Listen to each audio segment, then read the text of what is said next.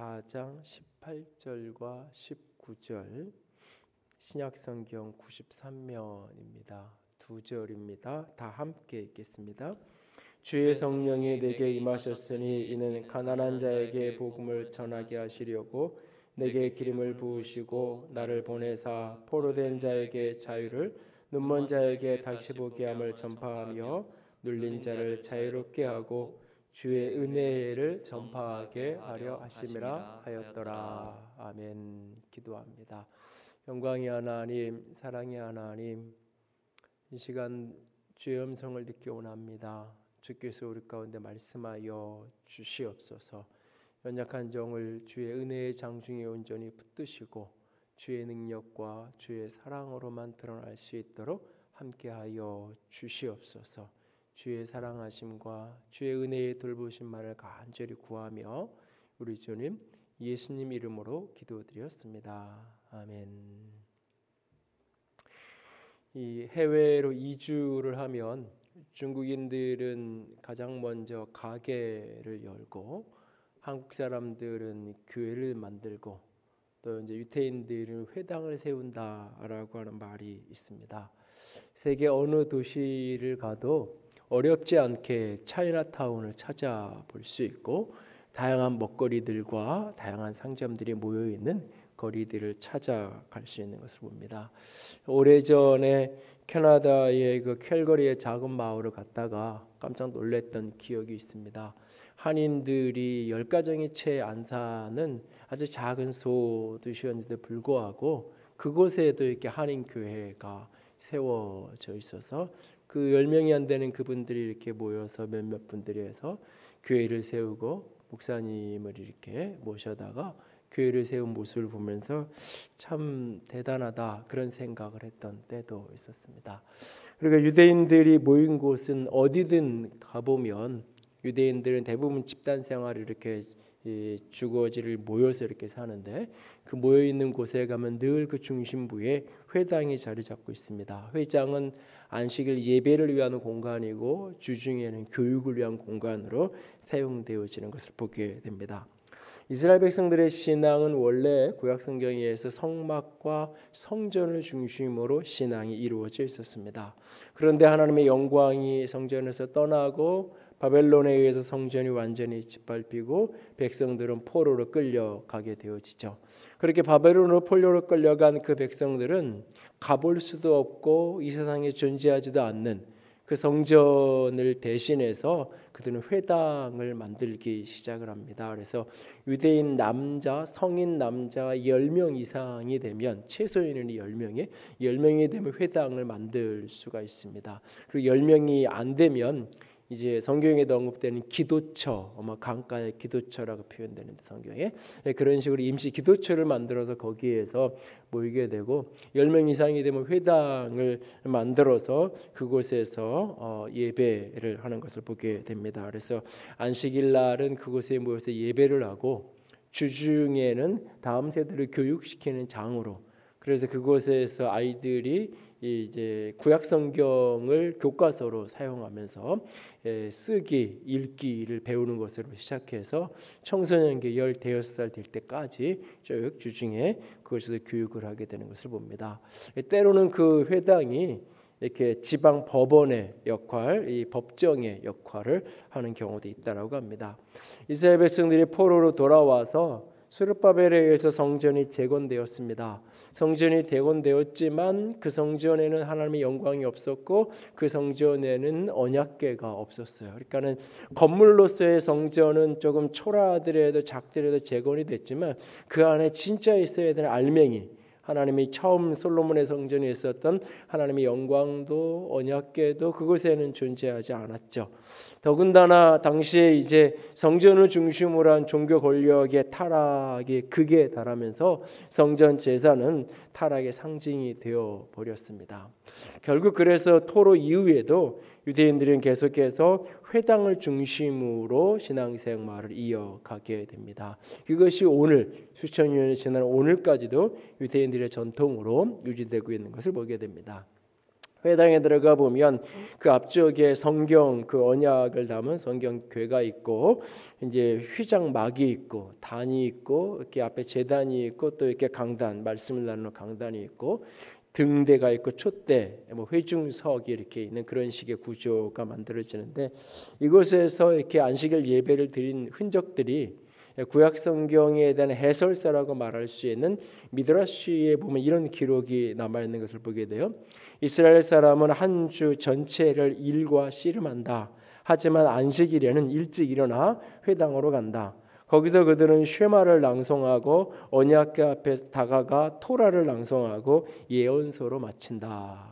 그러니까 신명기 6장 4절에서 9절 말씀에 해당하는 쉐마를 낭송하는 것으로 시작하는데 그 앞뒤에 찬양을 한두 곡 하게 되고 그리고는 기도문을 이렇게 쭉 이제 기도문을 따라서 기도를 하고 토라 모세오경 창세기에서 신명기까지 모세오경 성경을 낭독을 하고 그 성경을 히브리어 본문으로 낭독을 하면 그 당시 이제 이 낭독자 옆에는 이제 그 통역자가 같이 이제 동반이 되는데 당시에 예수님 시대로 예를 들면 보통 사람들이 사용하는 일상 언어인 아람어로 이제 그 성경을 히브리어로 낭송을 하면 옆에서 통역을 해 주게 됩니다. 그리고 이제 맨 마지막 순서가 예언서, 구약 성경의 예언서 부분을 읽고 낭송하고 이제 이 모임이 마쳐지게 되는데 이게 때로는 이제 이 토라를 읽고 예언서를 읽고 설교를 첨가해서 하기도 했습니다. 그 유대인 남자 회원들은 누구나 성경을 읽거나 성경을 설교할 수 있는 권리가 주어져 있어서 그날 거기 이렇게 10여 명이 모였으면 그 중에 누구든지 이렇게 나가서 자신이 읽고 싶은 그 토라와 예언서의 순서를 따서 성경을 읽고 그것에 대한 자기 나름의 설교를 하기도 하고 그런 식으로 유대인들의 이 안식일 예배, 회당에서 예배가 진행이 됩니다. 그날 예수님은 자신이 잘하셨던 안식일에 있는 회당에 가셨죠. 그 안식일 날 그 이제 예배가 이루어진 그곳에 회당에 예수님이 가셔서 예수님도 유대인 남자니까 그날 이제 앞에 나가서 성경을 읽습니다. 예언서를 읽죠. 이사야서 61장 1절 2절 오늘 본문 누가복음 4장 18절 19절에 해당하는 그 본문을 예수님이 읽고 그 본문에 대해서 예수님이 설교를 해요. 그 예수님 본문을 히브리서 본문 이사야 본문을 읽으시고 예수님 그 말씀을 풀어서 설교를 할 때 듣는 사람들이 참 저 사람 말 은혜롭다. 그래서 오늘 본문 22절에 보면 은혜로운 말을 놀랍게 여겨 예수님이 하는 말씀을 들으면서 사람들이 참 은혜를 받았다라고 표현을 하죠. 그러고는 동시에 질문이 생겨요. 저 사람이 요셉의 아들인데 배운 게 별로 없는 사람인데 우리가 아는 그 요셉의 아들인데 저 사람이 이렇게 성경을 잘 안다고 토라를 잘 안다고 사람들이 의문을 갖게 되어지죠. 그 이후에 이제 오히려 듣기는 은혜롭게 들었지만 이 마음은 오히려 반대로 그래서 이제 본문 22절 이하의 뒤에 부분을 보면 이 나사렛 사람들이 예수님을 낭떠러지에 밀어서 죽이려고 하는 그런 장면으로 사건이 진행되는 것을 보게 됩니다. 이날 예수님께서 이 안식일 날 회당에 들어가서 읽으셨던 이사야서 61장 1절과 2절 오늘 함께 읽은 누가복음 4장 18절 19절 이 말씀은 예수님의 자신에 대한 인생 사명 선언서에 해당하는 말씀입니다. 예수님이 무엇을 위해 이 땅에 오셨는지 예수님이 이 땅에서 살은 이유가 무엇인지 그리고 예수님을 그렇게 살아갈 수 있도록 하고 도와주는 에너지, 힘, 그 능력의 근원은 어디에서 온 것인지 그것을 오늘 말씀이 가르쳐 주고 있어요. 그래서 예수님의 인생 선언서, 인생 사명 선언서라고 여길 수 있는 말씀이 이 본문입니다. 이 본문을 단순하게 요약하면 예수님의 사명은 뭐냐? 은혜의 해를 전파하는 것이다라고 말하고 있어요. 본문 19절에 주의 은혜의 해를 전파하게 하리 하심이라. 은혜의 해를 전한다라고 말하고 있어요. 여기에 은혜의 해라는 이 표현이 우리들에게는 굉장히 낯선 그런 표현이에요. 그러나 이 말을 듣고 있는 그 유대인들에게는 은혜의 해 하면 이렇게 떠오르는 이미지가 아주 선명하게 금방 우리가 광복절 하면 딱 떠오르는 해방 이런 게 떠오르는 것처럼 은혜 하면 금방 떠오르는 장면들이 여러 장면이 있어요. 구약 성경에는 이것을 이제 우리는 한자로 요약을 해서 희년, 기쁨의 해 라는 희년이라는 단어로 이제 번역을 해놨는데 7년에 한 번씩 안식년을 하고 그 안식년이 7번째가 지나간 그 다음에 그러니까 7, 7에 49, 50년째 되는 해가 희년이에요. 그 희년이 되면 모든 것이 원래대로 회복되는 모든 빚이 탕감되고 모든 노예들은 자유케 되어지고 모든 빼앗긴 것들이 회복되어지는 모든 것들이 회복되는 기쁨과 희락의 해 그것이 바로 희년이에요. 그러니까 예수님이 이 땅에 오셨는데 이 은혜의 해, 이 희년을 선포하기 위해서 내가 이 땅에 왔다라고 예수님께서 말씀하고 계신 겁니다. 이것을 이 서신서, 특별히 바울 서신에서는 이것을 이제 예수님이 오늘 본문에서 은혜를 전파한다는 이 표현을 이것이 서신서로 가면 이것이 복음이라는 단어로 이제 이렇게 개념화돼 가지고 쓰여지는 것을 보게 되어집니다. 그러니까는 예수님이 우리에게 은혜를 선포하는 우리를 해방시키고 자유케 하고 우리에게 기쁨을 가져다주는 희락, 은혜를 우리에게 가져오는 거예요. 그러면 그 은혜를 받는 입장에서 주님이 우리에게 은혜를 선포해 주는 그 행위는 우리에게 굉장히 좋은 소식이죠. 기쁜 소식이죠. 복음, 기쁜 소식, 전쟁에서 승리했다는 승전보가 들려오는 소식, 그게 기쁜 소식. 그래서 복음이라고 표현을 하는 거예요. 복음. 그래서 주님은 우리에게 은혜를 선포하시고 듣는 우리에게는 그것이 복음으로 기쁜 소식으로 들려지고 그 복음을 누리게 되고 은혜를 누리게 되는 것. 그래서 이 두 가지를 묶어서 저는 그냥 은혜의 복음 이렇게 이제 표현을 정리를 해서 오늘 설교 제목을 은혜의 복음을 선포하라 이렇게 정리를 해 보았는데요. 예수님이 자신의 삶과 사역을 통해서 우리에게 가져오시는 게 뭐냐? 은혜의 복음을 우리에게 전하는 거예요. 그런데 이것이 단지 개념으로 은혜의 복음은 이런 거야 1, 2, 3 밑줄 쳐서 뭐 이렇게 설명하는 그런 개념으로 우리에게 설명해주고 개념으로 우리에게 전해주는 분이 아니라 실제로 그 은혜의 해를 우리에게 가져오는 분. 그래서 예수님 자신이 복음, 그 복음이 뭐냐라고 쭉 설명을 하다 보면 바로 예수님이 나를 위해 죽으시고 부활하신 게 복음이다라고 요약이 되잖아요. 그러니까 단지 은혜를 전하고 말해주는 걸로 끝나는 것이 아니라 그 은혜를 우리에게 가져오게 하시는 은혜의 복음을 실제로 임하게 하시는 분이 예수님이에요. 그래서 오늘 말씀에서 두 가지를 같이 나누기 원하는데 하나는 그 은혜의 복음이 우리에게 임하면 우리에게 어떤 일이 벌어지는가? 은혜의 복음이 우리에게 임한다. 은혜의 우리에게 해가 우리에게 선포되어진다. 우리에게 복음이 들려지고 우리에게 복음이 찾아온다라고 했을 때 그때 우리에게 어떤 일이 벌어지는가라고 하는 것. 또 하나는 그 일을 어떻게 가능한 것인가. 그 은혜의 해가 우리에게 임하려면 어떻게 해야 되는가. 어떻게 은혜의 해는 우리에게 실제가 될 수 있는가. 두 가지 이야기를 나누겠습니다. 첫 번째는 은혜의 복음이 우리에게 임하면 우리에게 어떤 일이 우리에게 무슨 일이 벌어지는가. 그것은 우리에게는 은혜의 복음이 우리에게 임하면 삶의 온갖 묶임에서부터 자유하게 되는 일이 벌어집니다. 우리의 삶을 묶고 있던 영과 마음과 육체의 모든 묶임으로부터 우리가 해방되어져서 자유케 해주는 역사가 벌어지는 거예요.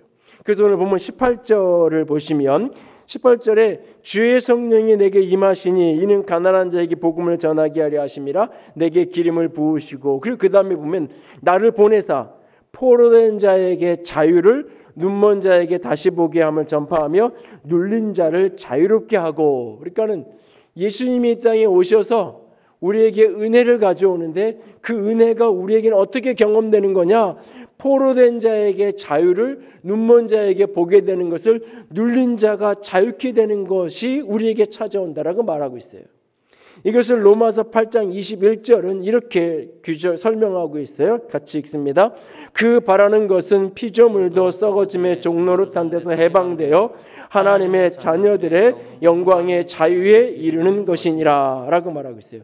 피조물도 썩어짐의 종로로 사실 이것은 이제 피조물들이 사람의 구원을 바라보면 자신들도 구원을 고대하는 그런 말씀이지만 여기에 썩어짐의 종로를 타는 그런 상태 무엇인가에 묶여있는 상태 포로된 상태 눌려있는 상태 그곳에서부터 해방되어서 썩어짐의 종로에 해방되어서 하나님의 자녀의 하나님의 아들의 영광의 자유에 이르는 것 이것이 은혜의 해가 우리에게 이르렀을 때 나타나는 모습, 이것을 서신서에서는 구원이라고 표현하는 거예요. 구원이라고.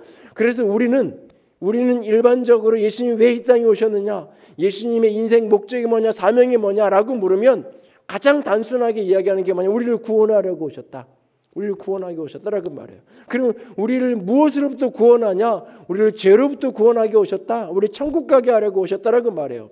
이 말이 맞는 이야기고 정확한 표현이에요. 그런데 특별히 현대 이성주의의 계몽주의 이후에 이성주의 영향을 받은 현대인들은 죄라는 단어를 들으면 죄라는 단어를 윤리적 도덕적 개념으로 기본적으로 죄를 이해해요.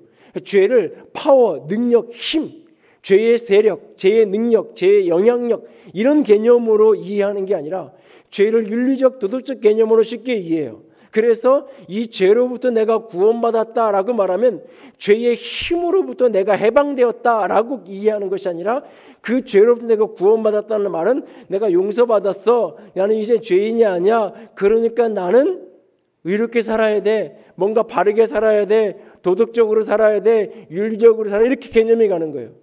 그래서 구원받은 사람의 삶의 결과, 구원받은 사람의 모습하면 대체적으로 그것을 윤리적인 어떤 형태의 삶으로 규정짓는 거예요. 왜? 죄의 문제 자체를 그렇게 이해하기 때문에.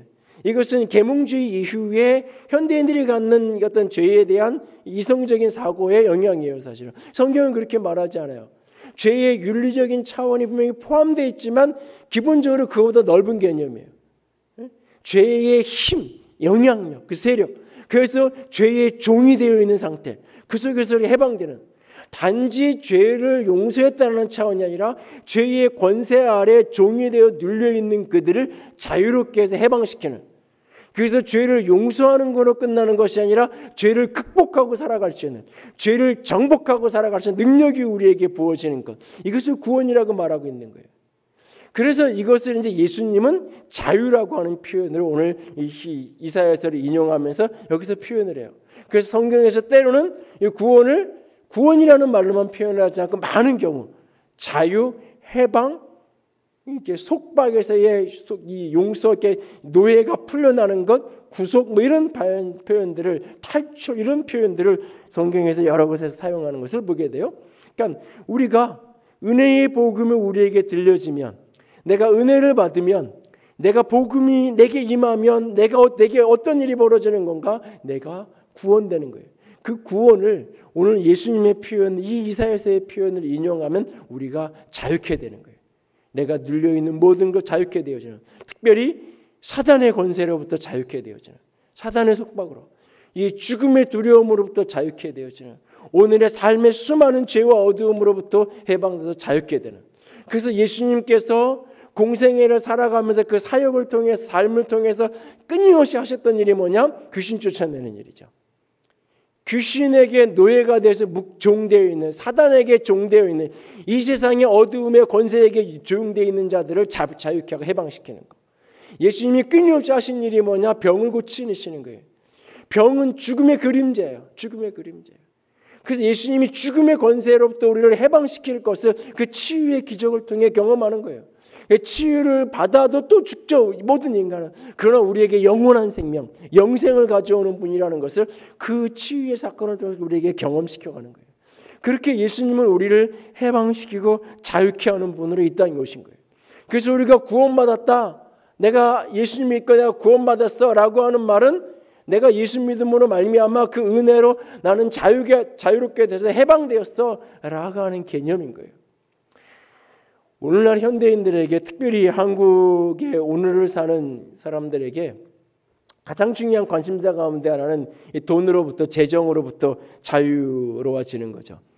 그래서 과거에는 이 재정적인 자유를 위해서 열심히 공부해야 돼, 열심히 일해야 돼, 이렇게 많이 했고, 그래서 열심히 공부도 하고, 그래서 열심히 일도 하고 그랬어요. 근데 요즘에는 이제 이걸로는 소용없고, 그걸로 안 되고 열심히 투자를 해야 돼. 그래서 부동산, 증권 뭐 이렇게 열심히 투자를 해야 돼 하는 이유가 뭐냐? 결국 재정적인 자유를 위해서. 그 자유가 뭔데? 라고 물으면 얼마 전에 TV에 인터뷰를 하는데 이렇게 정의를 하더라고요. 돈이 없어서 하고 싶은 것을 못하지 않는, 돈 때문에 내가 인생의 후반부에 노년에 내가 하고 싶은 게 이제 돈 때문에 내가 못하는 그렇지 않는 삶, 그것이 돈에 대해서 재정에 대해서 자유로운 삶이다라고 이야기해요. 과연 그게 자유일까요? 인생이 돈이 없어서 못하는 일만 없으면 자유로울까요?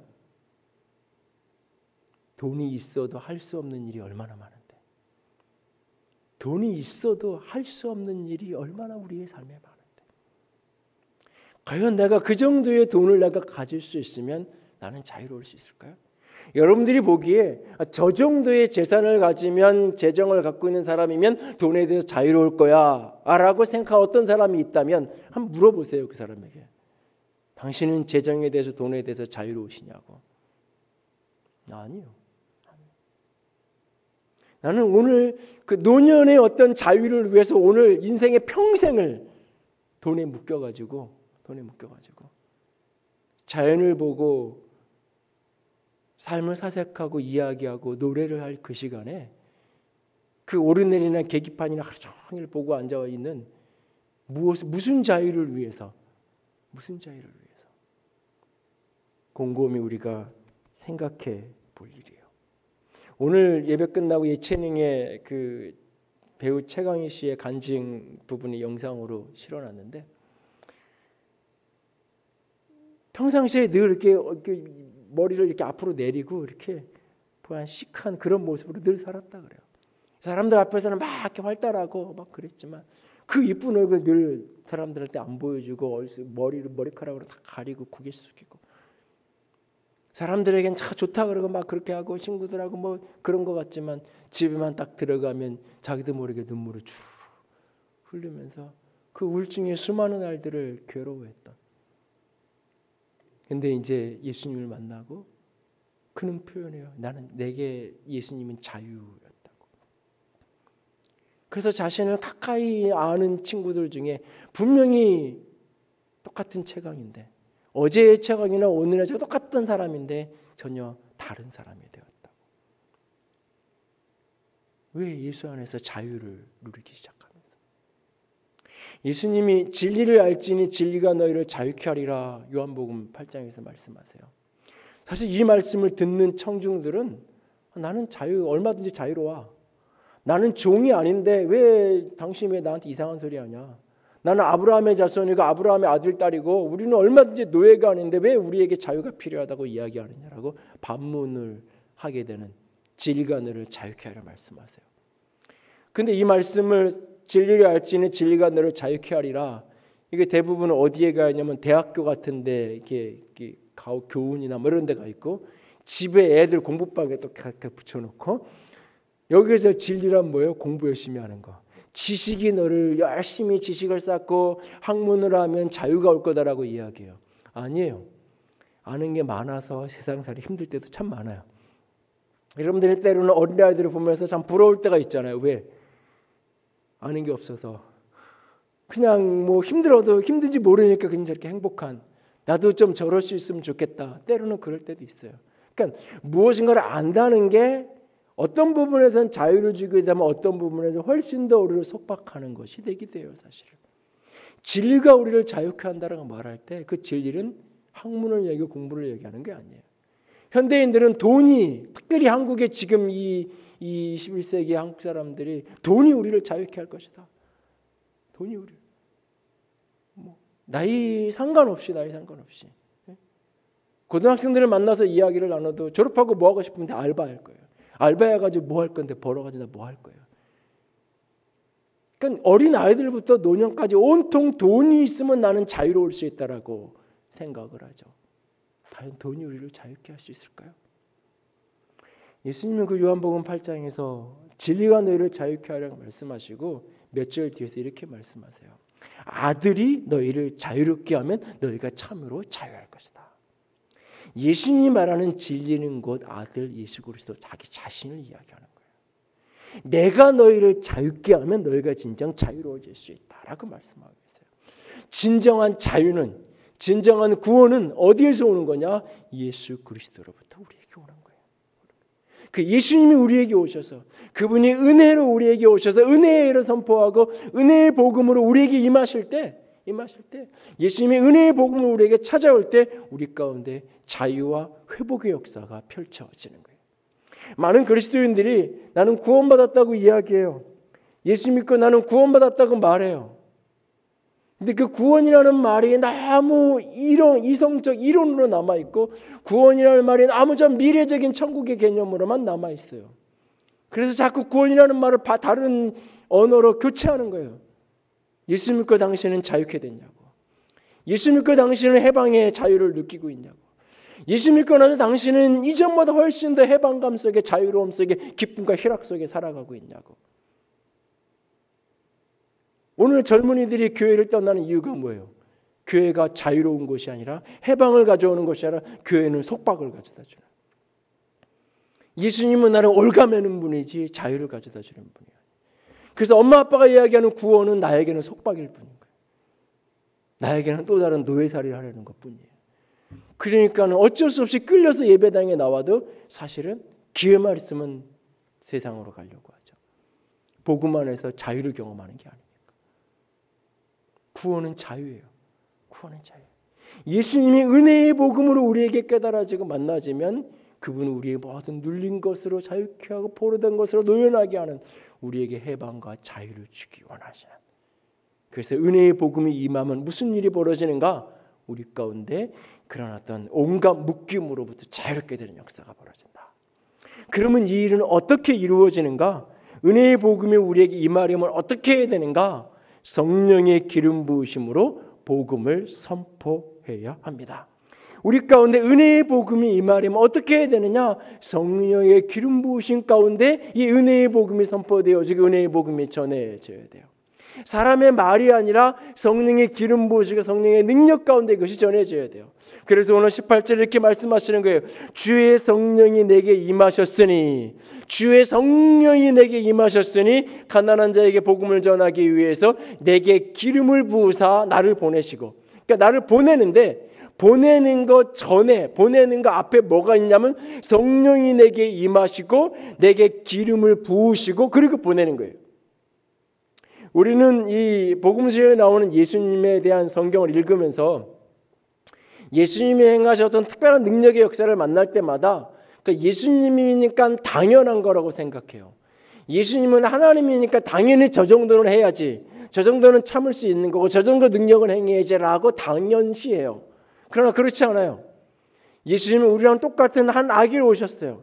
하나님의 모든 능력과 권세와 힘을 다 포기하시고 사람이 되셔서 이 땅에 오셨어요. 예수님은 하나님이시니까 예수님은 엄마가 젖을 물려주지 않아도 건강하게 살 수 있는 존재인가요? 예수님은 하나님이시니까 누군가가 걸음마를 가르쳐주지 않아도 때가 되면 알아서 걷고 뛰고 다 하는 분이었나요? 그렇지 않아요. 예수님은 온전한 사람이 되셔 오셔서 온전한 사람으로 사셨어요. 그렇기 때문에 그가 오늘 이 실제적인 은혜를 실제로 임하게 하는, 은혜의 복음을 말로만 설명하는 것이 아니라 그것이 실제로 임하게 하기 위해서는, 그 사역으로 나아가기 위해서는 그에게도 성령이 임해야 돼요. 그에게도 기름 부어줘야 돼요. 그래서 예수님의 공생의 첫 시작이 세례받을 때 성령이 하늘문이 열려지고 비둘기같이 그에 임하고 그 성령에 이끌려서 시험받는 자리로 나아가시는 그 장면으로부터 그의 생애가, 사역이 시작이 되는 거예요. 그 성령이 임하시고, 성령이 임하시고, 그런데 이 성령이 임한다는 것을 오늘 이 본문에서는 기름을 내게 부으사라고 표현을 해요. 기름을 붓는다. 기름이라는 것은 이렇게 부으면 스며들어가는 거죠. 물은 떨어지는 건데 기름이라는 속성이 피부를 뚫고 들어가는 거잖아요. 그러니까 성령이 우리에게 임하시는 것은 성경에서는 때로는 내면에, 마음속에 성령이 우리에게 임재하시고 마음속에 거하시고 마음 우리 가운데 함께 하시는 어떤 그런 이미지의 단어를 성경에서 곳곳 사용해요. 너희 안에, 이런 표현들을 자주 쓰죠. 그런데 때로는 성령이 우리에게 기름 부으신다는 표현을 써요. 이럴 때 이것은 외부로부터 이렇게 스며들어오는 거예요. 성령의 역사를 내면적인 차원이 아니라 외적인 차원, 능력의 차원으로 설명할 때 주로 기름 붓는다라는 표현을 쓰는 거예요. 성령이 외부로부터 능력으로 내게 임해서 실제적인 묶임의 풀어짐의 역사를 우리에게 가져오는 것, 그것을 성령의 기름 부으심이라고 표현하는 거예요. 이것을 고린도전서 2장 2절에서 5절에 바울은 이렇게 표현하고 있어요. 같이 읽습니다. 내가 너희 중에 예수 그리스도와 그의 십자가에 못 박히신 것 외에는 아무것도 알지 아니하기로 작정하였습니다. 내 말과 내 전도함이 설득력 있는 지혜의 말로 하지 아니하고 다만 성령의 나타나심과 능력으로 하여 믿음이 사람의 지혜에 있지 아니하고 다만 하나님의 능력에 있게 하려 하노라. 내가 예수 그리스도와 그의 십자가에 못 박힌 것 외에는 아무것도 알지 아니하기를 작정했다. 이게 복음이니까. 예수님이 우리에게 은혜를 선포하시고 은혜의 복음을 전하기 위해 이 땅에 오셨는데 그 예수님이 우리에게 은혜를 실제화하기 위해서 어떻게 사셨고 그가 어떻게 십자가에 죽으셨는지 이것 말고는 나는 무엇도 알기를 원하지 않는다. 복음이 뭐냐라고 물을 때 예수님이 복음이고 예수님이 십자가에 죽으시고 부활하심이 복음이라고. 이 복음 외에는 난 알기를 원하지 않는다. 이것만을 전한다. 그런데 이것이 단순히 말이 아니라 복음은 이런 거야 라고 하는 개념으로 공부되고 설명되는 게 아니라 이것이 성령의 나타남과 능력으로 되어지기 원한다. 그래서 이것이 나의 설득력 있는 말, 나의 사람의 지혜에 있는 것이 아니라 믿고 구원받는 것이 하나님의 능력에 있기를 나는 원한다. 그래서 끊임없이 그는 세상의 모든 학문에 뛰어난 사람이었지만 자신의 지식으로 설득하고 자신의 지식으로 설명하는 것이 아니라 끊임없이 성령이 나타나심으로 성령의 기름 부음 가운데 이 복음을 증언하기 원했던 그 모습을 고백하고 있는 거예요. 하나님의 성령의 기름 부으심 가운데 복음이 선포되어질 때에 은혜의 복음이 우리에게 실제화되고 은혜의 복음이 능력으로 우리 가운데 역사하게 되는 거예요. 20대 중반 교회를 처음 시작하면서 사실은 교회가 뭔지, 목회가 무엇인지, 어떤 목회 철학, 교회관 이런 것도 제대로 이렇게 형성이 되지 못한 채로 교회를 시작을 했었어요. 그러다 보니까는 교회라는 것을 그냥 내가 잘하면서 했던 교회의 모습. 잘할 때 목사님이 우리 담임 목사님이 새벽기도 이렇게 하셨지만 그 스타일대로 지금 우리 교회 새벽기도 스타일이 제가 어렸을 때 다니던 교회 목사님 새벽기도 스타일이에요. 찬송 하나 읽고 뭐 기도하시고 이렇게. 근데 어느 교회 같은 새벽기도에 사도신경으로 새벽기도를 시작하는 교회도 있더라고요. 어느 교회 가니까 새벽기도를 축도로 끝내는 교회도 있어요. 내가 그런 교회에서 자랐으면 아마 그렇게 했을지 모르겠어요. 그냥 제가 자란 그 교회 여러 가지 모습이 그냥 그런 모습인 거예요. 그렇게 몇 년이 흘러가고 신대원을 졸업하고 목사 안수를 받고 어느 순간부터 고민이 생기기 시작했어요. 교회란 뭘까? 목회란 뭘까? 이 땅에 수많은 교회가 있는데 그 교회 중에 하나님이 우리 교회를 하늘의 교회를 여기에 두신 이유는 뭘까? 이 수많은 목사가 아니라 나는 어떤 목사가 되어야 하는 것일까? 이런 고민을 몇 년을 하면서 교회, 목회, 목사 이런 것에 대해서 이렇게 여러 가지 철학적인 정리를 했던 시간들이 있는데 그 몇 년의 시간을 씨름하고 나서 이제 교회에 이제 이렇게 슬로건처럼 이렇게 교회 안에서 사용하기 시작했던 표현 중에 하나가 뭐냐면 회복, 자유, 열정의 비전 공동체. 이 표현을 이제 종종 제가 쓰기를 시작을 했어요. 그럼 뭐냐? 결국은 교회를 통해서 예수님을 만나고 경험하고 복음을 듣게 되고 은혜를 받게 되는데 은혜를 받으면 어떤 일이 벌어지는 거냐? 모든 삶에 일그러진 것들이 회복되어지는 역사. 모든 인생에 일그러진 정서적으로나 관계 모든 일그러진 것이 회복되어지는. 그러면서 그에게 참된 자유가 영적인, 육체적인, 정서적인 자유와 해방의 역사가 벌어지는. 그 자유 회복과 자유의 결과로 결국은 자기 인생을 열정적으로 살아가게 되는 누군가의 인생이 아니라 누군가에게 보여주는 어떤 게 아니라 기독교인은 이래야 돼라고 하는 그 고정관념 속에 갇혀 있는 게 아니라 집사는 이래야 돼, 목사는 이래야 돼. 그래서 교회를 다니면 다닐수록 더 형식적이 되고 더 자유를 잃어버리는 그런 사람이 되는 것이 아니라 그 자유 속에 자신의 인생을 열정적으로 살아가게 되는 그것이 비전으로 품은 교회, 그걸 비전으로 품은 공동체. 그래서 예수님이 뜨겁게 만나줘서 회복과 자유와 열정이 있는 사람들이 일어나는 교회. 그런데 이게 사람의 힘으로 되는 게 아닌, 이게 공부를 열심히 시키고 한다고 되는 게 아닌 오직 성령께서 만나주셔야 되는 하나님의 능력으로 임하셔야만 가능한. 그래서 교회 외부 간판에는 회복자 열정의 비전 공동체 하늘의 교회 이렇게 외부에 간판은 붙여놓고 교회 내부에 교회를 지하실 밑에 딱 들어오면 현관에 출입구에 딱 들어오면 바로 앞에 이 고린도후서 3장 17절 말씀을 새겨가지고 붙여놨었죠. 고린도후서 3장 17절 같이 읽습니다. 주는 영이시니 주의 영이 계신 곳에는 자유가 있느니라. 주는 영이시니 주의 영이 계신 곳에서는 개역 한글판 번역대로 자유함이 있느니라. 이렇게 해서 붙여놨었어요. 이것이 오늘은 지금은 이제 지저스 익스피리언스를 이 표현 안에 이 고백 안에 사실 다 담겨 있는 거예요.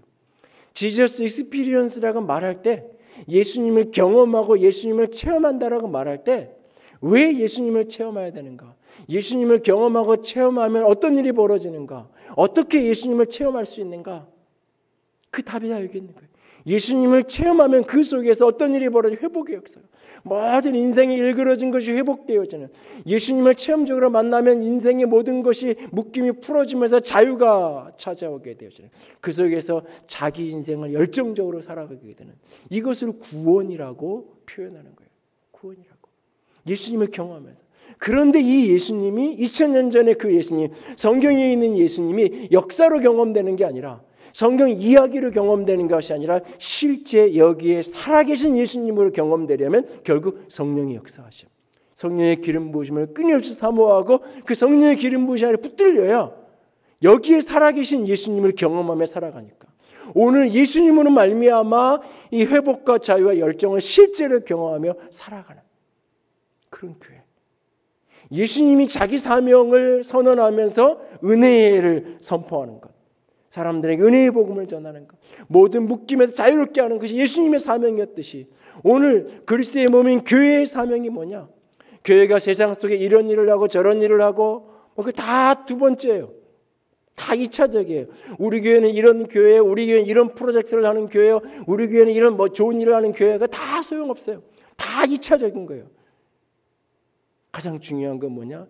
이곳에 온 사람들이 예수를 만나서 여기서 회복이 되고 자유를 경험하고 자기 인생을 열정적으로 살아가는, 그럴 때 그 삶의 결과가 세상에서 자연스럽게 이런저런 모습으로 세상 사람들이 경험하게 되는 거예요.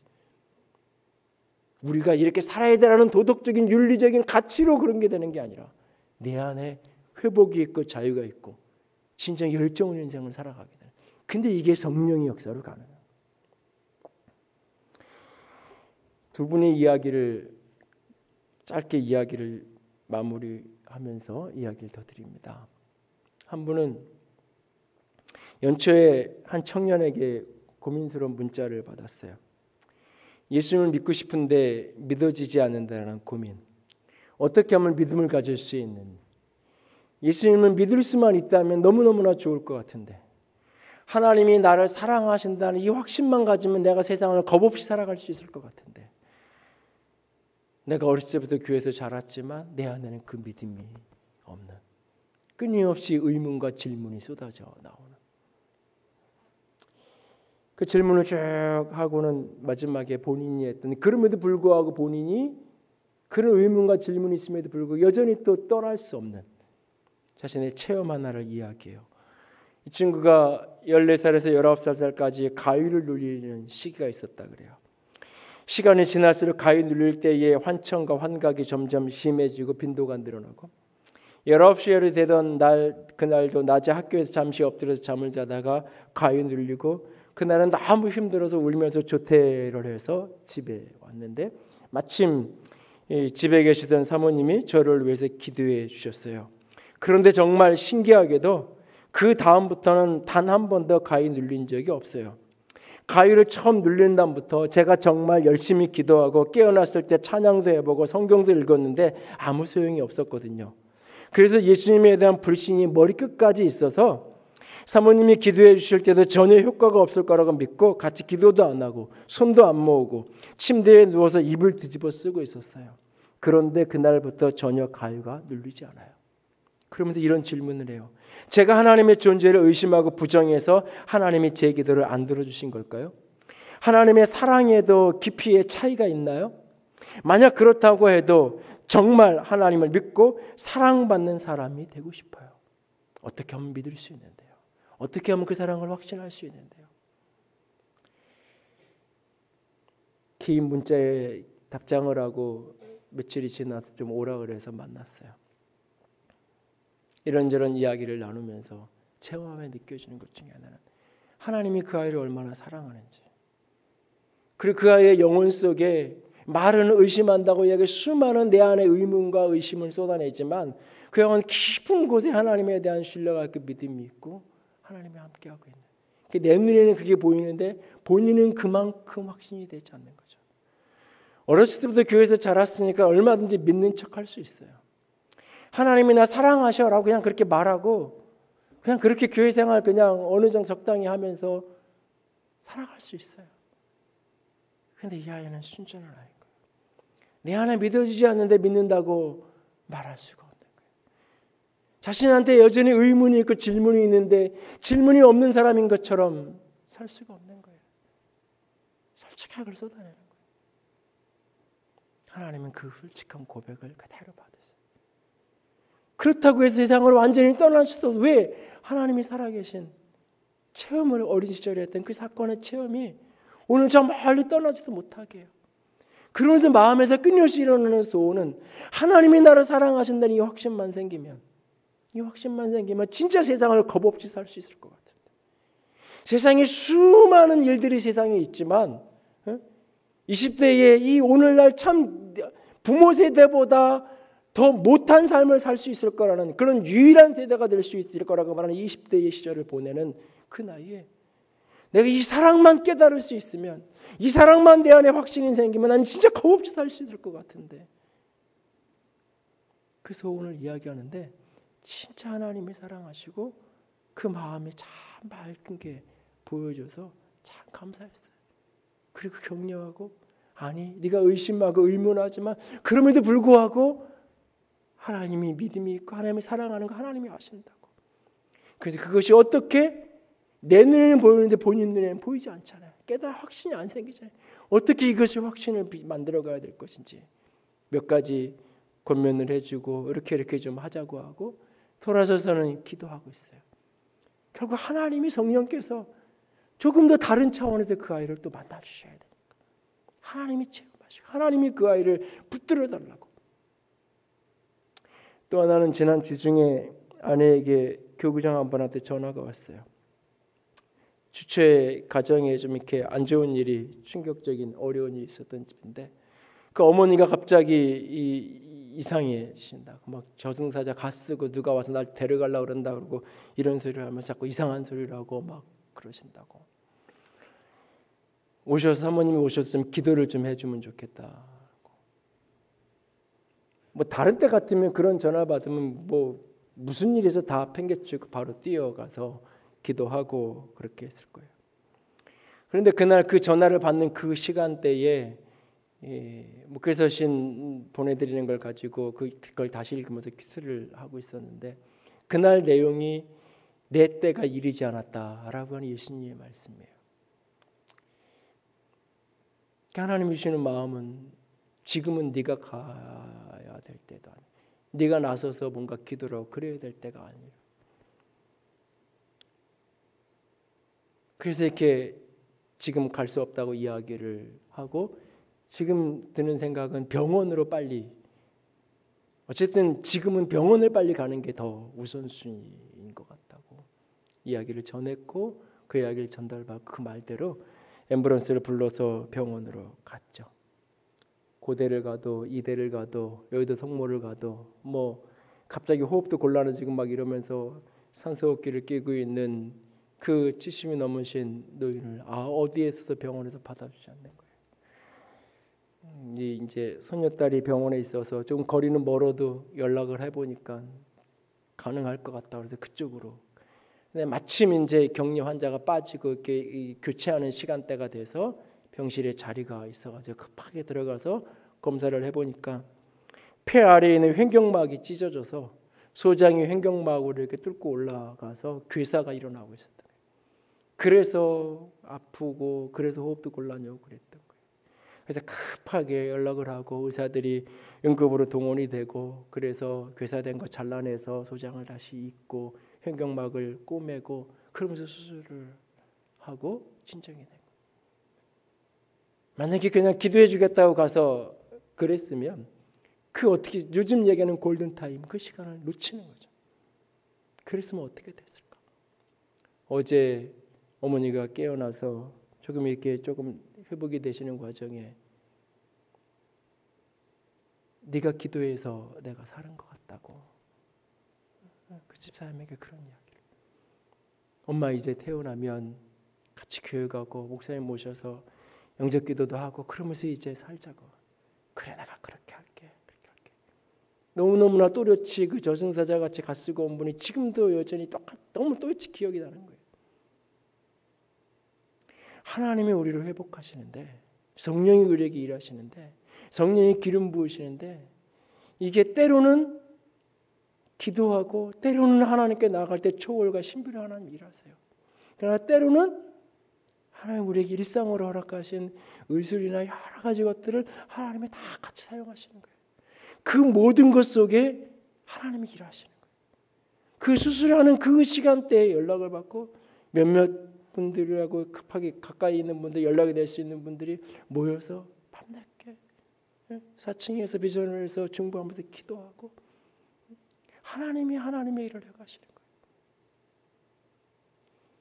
20대에 인생의 길을 찾는 진짜 내가 변하지 않은 하나님의 사랑만 내 안에 확신이 된다면 나는 인생을 겁없이 앞으로 살아갈 수 있을 것 같은 그 소원을 가진 한 청년에게나 70이 넘고 이런저런 인생의 곡절 속에서 고통하면서 아파하는 한 어르신이나 그 모두에게 예수 그리스도는 은혜의 복음이고 생명이에요.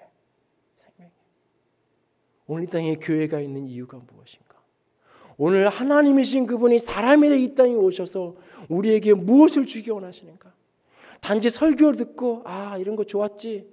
오늘 목사님 좋았어. 이 정도의 은혜, 그것을 은혜 받았다고 이야기하는 게 아니에요.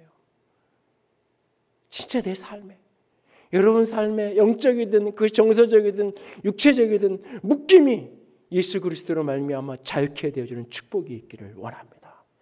나를 묶고 있는 그 죄의 권세가, 어둠의 권세가, 죽음의 권세로부터 풀려나는 해방의 자유의 능력이 예수 안에서, 복음 안에서 경험되어지는, 그것이 어제의 경험에, 어제 내가 그런 자유를 경험했어, 어제 회복을 느꼈어가 아니라 오늘의 실제로 경험하며 살아가는, 오늘 주님이 안에서 회복과 자유와 열정으로 살아가게 되는 저와 여러분이 될 수 있기를 주님의 이름으로 부탁을 드립니다.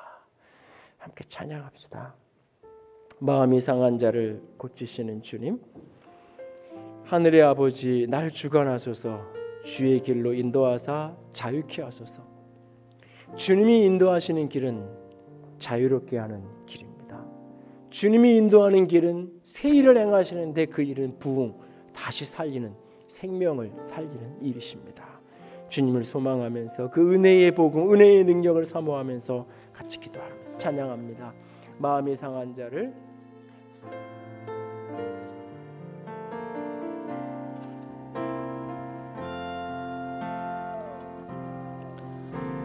마음이 상한 자를 고치시는 주님, 하늘의 아버지, 날 주관하소서. 주의 길로 인도하사 자유케 하소서. 새 일을 행하사 부흥케 하소서. 의의 줄이고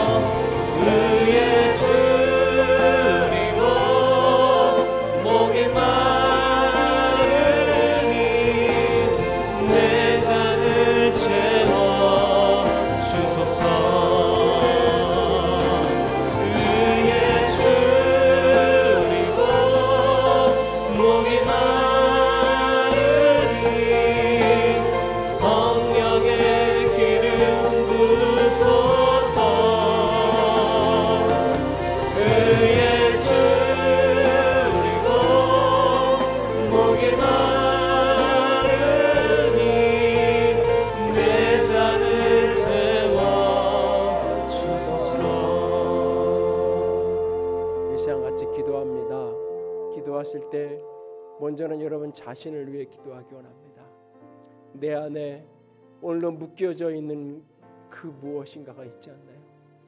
오늘도 어떤 죄의 종으로 묶여져 있는, 오늘도 어떤 죽기를 무서워하며 종로를 타는, 오늘도 불안과 두려움에 묶여 사는 내 안에 때로는 영적인 어둠이 내 안에 있지 않나요? 어제는 자유를 누렸는데, 어제는 그 모든 상처로부터 회복된 사람인 것 같았는데, 오늘은 또 눌려있는 나를 경험하고 있지 않나요? 어제는 어떤 현실에서도 참된 자유를 노래했는데, 오늘은 상황 앞에, 현실 앞에 또 절망하게 되는 나를 만나고 있지 않나요? 하나님, 오늘 예수를 경험하며 살게 하여 주시옵소서. 오늘 지금 이 순간 성령의 기름 부으신 가운데 은혜의 복음이 나에게 실제로 경험되게 하여 주시옵소서. 은혜의 복음을 생명으로 누리게 하여 주시옵소서. 나 자신을 위해서, 그리고 여러분 가운데 오늘 떠오르는 한 영혼, 한 친구, 한 형제를 떠오른다면 그 형제를 중보하면서 기도하며 나아갑니다. 같이 기도합니다. 사랑의 하나님, 영광의 하나님, 내 안으로 채우사 아버지의 하나님을 자유롭게 하여 주시옵소서. 내 영이 자유롭게 원합니다. 내 마음이 자유롭게 원합니다. 내 육체가 자유롭게 원합니다. 주님 나를 살아가리 세상 그날까지 나를 믿으시 새날 열어주소서. 의의 주리고 목이 마르니 성령의 기름 부으소서. 의의 주리고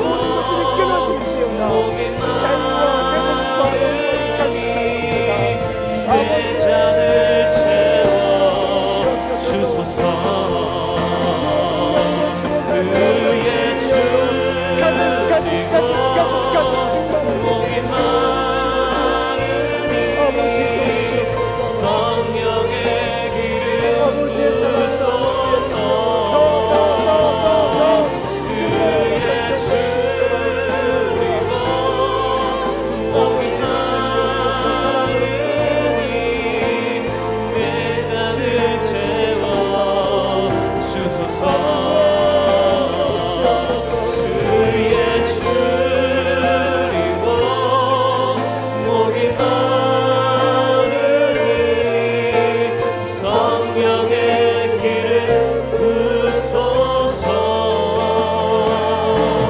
의의 주리고 목이 마르니 내 잔을 채워 주소서.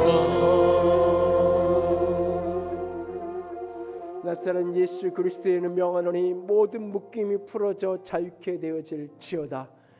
모든 영적인, 육체적인, 정서적인 모든 묶임으로부터 자유케 되어질지어다. 사망의 종로를 타고 죄의 종로를 타던 모든 것들이 풀어지고 끊어질지어다. 죄가 이겨지고 세상이 이겨지고 아버지 죽음이 이겨지는 영광이 있게 하여 주시옵소서. 예수 그리스도로 말미암아 은혜의 복음이 임하여 오늘도 자유와 회복과 희락이 가득한 열정을 다하여 자기 몫의 인생을 살아가게 되는 축복이 있을지어다. 주님 붙들어 주시옵소서. 주의 은혜와 주의 역사하심만을 구합니다. 우리 주님 예수님 이름으로 기도드렸습니다. 아멘.